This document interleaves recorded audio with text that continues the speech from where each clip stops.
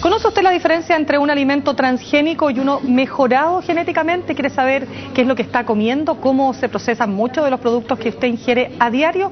Para esclarecer dudas y establecer mitos y realidades en torno a este tema, estamos junto a Patricio Arce, él es genetista molecular de la Universidad Católica. Patricio, gracias por estar aquí con nosotros. Gracias por la invitación. Bueno, lo primero es, definamos la diferencia entre un alimento modificado, o mejor dicho, un producto de alimenticio, digamos, mejorado genéticamente y uno modificado genéticamente. Mira, una planta transgénica es aquella que se le ha introducido un transgen, es decir, un gen foráneo que puede ser de otra planta, que puede ser de un hongo, de una bacteria, de un virus inclusive. Se introduce ese transgen y la planta resultante es una planta transgénica con el propósito de que esta planta sea mejorada. Ahora, las plantas mejoradas genéticamente, que es un camino paralelo, tiene que ver con seleccionar plantas comunes, como las que uno a diario, uvas, manzanas, etcétera. Entonces selecciona individuos que son seleccionados, que se ven mejor, y ellos los cruza sexualmente. Entonces uno utiliza los hijos, por así decirlo, los segregantes, la descendencia, para identificar individuos que sean distintos y mejor que sus padres, y se puede registrar como una variedad. Patricio, ¿podemos poner un ejemplo más concreto? Es decir, hablemos de, por ejemplo, la manzana. La manzana. Yo quiero, por ejemplo, ¿qué diferencia hay entre una manzana mejorada genéticamente y una manzana transgénica? Una manzana, prácticamente todas las manzanas que nosotros consumimos son manzanas mejoradas genéticamente. Eso significa que en algún país alguien seleccionó un padre y una madre, los cruzó, analizó la descendencia y así se generaron las variedades que se pueden proteger y usar como variedades en los distintos países. Y ese es el caso de Chile. Una manzana genéticamente modificada es aquella que, por ejemplo, uno le quiere modificar el color, o le quiere modificar el aroma, o le quiere hacer resistente, por ejemplo, a algún patógeno, y uno le introduce un gen de resistencia, y esa manzana ahora va a tener la resistencia a este nuevo patógeno, y esa sería una manzana transgénica, por ejemplo, porque tiene un gen foráneo. A ver, pero para generar esa manzana transgénica, yo he leído que se pueden ocupar virus, bacterias. ¿Cómo es eso? O sea, esa es la fuente del gen. La transgenia permite de distintos organismos, virus, bacterias, hongos, otras plantas, seleccionar un gen que esta especie no tenga e incorporárselo para que mejore alguna característica que dentro de la especie no está, y por tanto sería imposible que pudiera tener alguna característica de resistencia, y uno sí puede utilizar toda la diversidad que existe como fuente de nuevos genes para incorporarle nuevos principios activos y nuevas resistencias, por ejemplo. A ver, vamos a revisar tenemos dos preguntas, pero me interesa que revisemos a Sara Solís en primer lugar, porque ella quiere saber si hay estudios que comprueben los daños que pueden causar los alimentos transgénicos. Ya, mira, la mayor parte que hay sobre este tema son en realidad mitos, ¿no?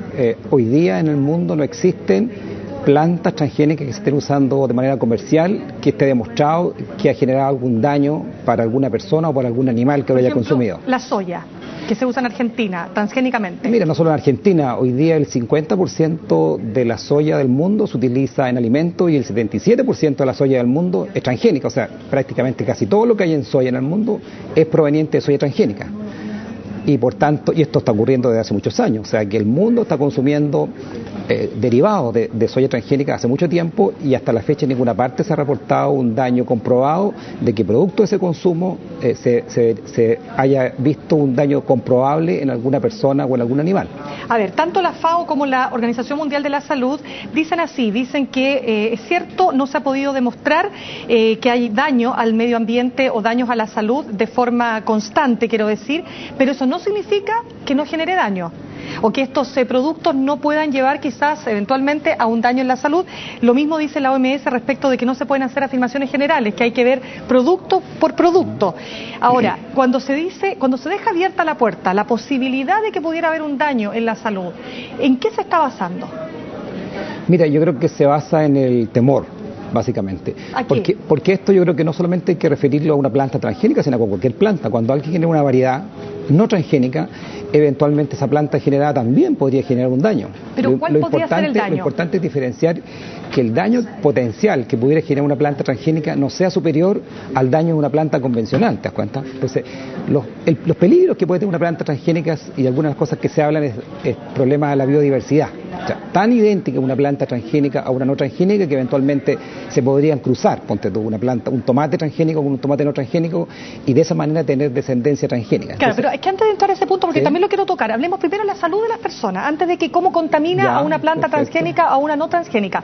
¿Qué podría afectar? Es decir, si pudiéramos pensar en las posibilidades de generar algún tipo de reacción adversa al consumo de estos productos, ¿cuáles podrían ser esas reacciones? Mira, alguna cosa que se ha mencionado es que las plantas transgénicas podrían generar alergia, pero la verdad es una afirmación falsa, porque si uno utiliza una planta que genera una alergia, una planta no transgénica, y saca de esa planta un gen y lo transfiere a una nueva planta, obviamente la planta receptora también puede producir alergia, pero no es producto de la transgénesis, es producto de que el gen se utilizó, era un gen que codificaba para una proteína y esa proteína inducía alergia. ¿Te das cuenta? Entonces se ha mezclado que si uno utiliza un gen que eventualmente puede ser nocivo para la salud, la transgenia es negativa y eso es falso. Lo que tenemos que tener cuidado es que los genes que se utilizan para hacer mejora realmente produzcan una mejora sin afectar a las personas que lo consuman o a los animales que lo consumen. ¿Posibilidades de hacer algún tipo de cáncer, que también se ha mencionado? No, en realidad no hay ningún estudio serio que muestre. La mayoría de estas cosas son mitos realmente. O sea, se han hecho estudios en diversas partes del mundo. Básicamente casi todas las academias de ciencia del mundo se han pronunciado sobre este tema y han avalado que las plantas transgénicas nos generan más riesgo que las plantas convencionales, y esa es una afirmación en que la comunidad científica está más o menos agrupada, alineada en este punto. Quisiera, Patricio, llevarlo a otra pregunta de Ignacio Cortina. Él quiere saber si las galletas, los snacks, las bebidas tienen ingredientes transgénicos o mejorados. Él dice modificados, pero en realidad me imagino que quiere decir mejorados. Mira, no te puedo decir con certeza porque yo no he hecho ese análisis, pero analizando cuáles son los productos con los cuales las galletas y los snacks se procesan, es altamente probable que sí.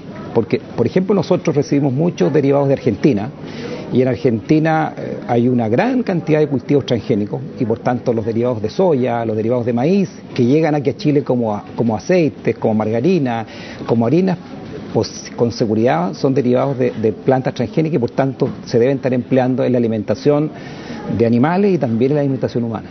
Ahora, Patricio, vamos a hablar de otro de los aspectos que forma parte de la polémica con los transgénicos, que tiene que ver con los riesgos de contaminación de los campos que tienen, por ejemplo, en un sector transgénicos, y aquí al lado, a 200 metros, se supone que es como la máxima, o sea, la mínima establecida, tiene alimentos no transgénicos. Lo que dicen los que se oponen a esto es que la posibilidad cierta de que se contamine y por lo tanto desaparezca la semilla y desaparezca este cultivo de acá, también se convierta en transgénico, es absoluta por el polen, por las abejas y por todo lo que significa el curso de los vientos. O sea, es muy difícil que no se produzca la contaminación, y eso significa matar la agricultura tradicional, digamos, los productos no transgénicos.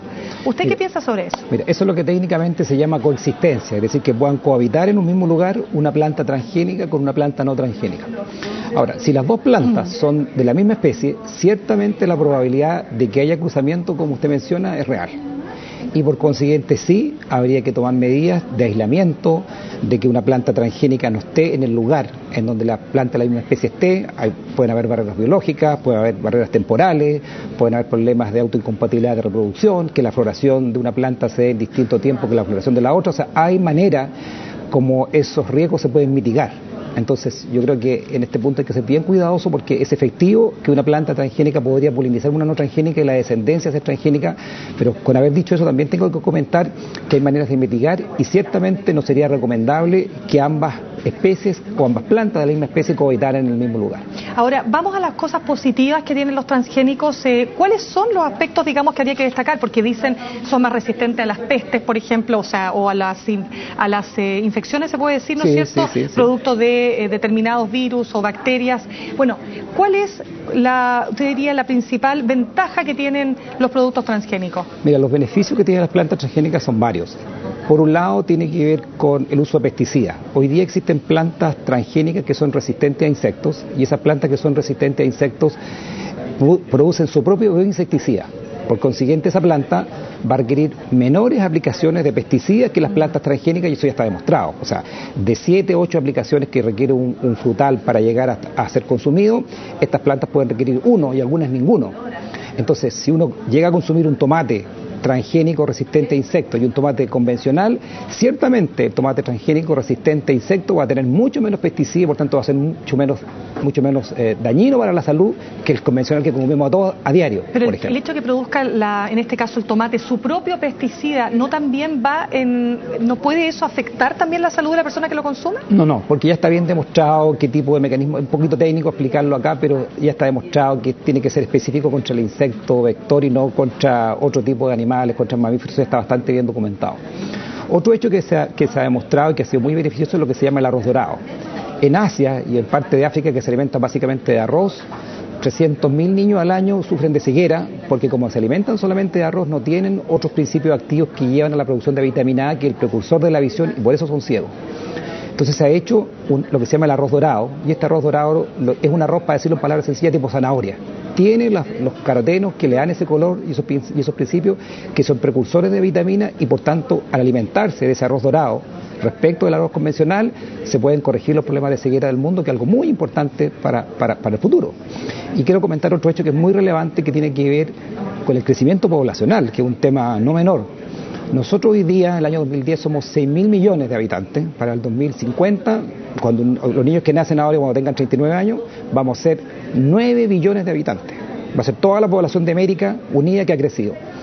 Y tenemos que tener suficiente alimento para esa gente. Si usted ve lo que está pasando en las grandes urbes, en que en torno a las grandes ciudades los suelos agrícolas se están construyendo y por tanto los suelos agrícolas del mundo están disminuyendo, el cambio climático también está afectando a eso, va a ser un problema grave si no tenemos suficiente alimento para toda esa gente, que es un tema no menor, que ciertamente esta herramienta puede contribuir a solucionarlo. Bien, Patricio, queremos agradecer el tiempo y la capacidad también para explicarnos este tema, que sin duda tiene sus complejidades, pero que ha logrado aclararlo bastante bien. Le agradezco por la invitación. Muchas gracias. Por nada. Nosotros cerramos estos 30 minutos informativos. Manténgase junto a nosotros. Ya viene más CNN Chile.